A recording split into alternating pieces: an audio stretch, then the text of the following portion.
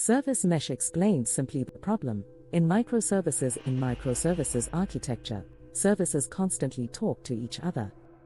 This creates challenges: service-to-service communication, security between services, monitoring traffic, handling failures, managing all this inside each service becomes complex.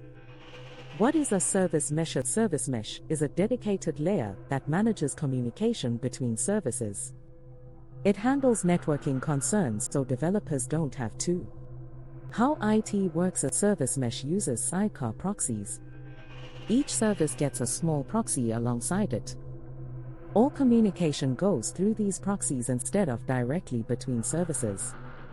What IT handles: traffic routing, load balancing, service discovery, security, encryption, observability, logs, metrics. Tools like Istio are commonly used to implement service mesh. Why IT matters: developers can focus on business logic instead of infrastructure complexity. The system becomes more secure, more observable, easier to manage and scale. Simple analogy: think of service mesh like a traffic control system.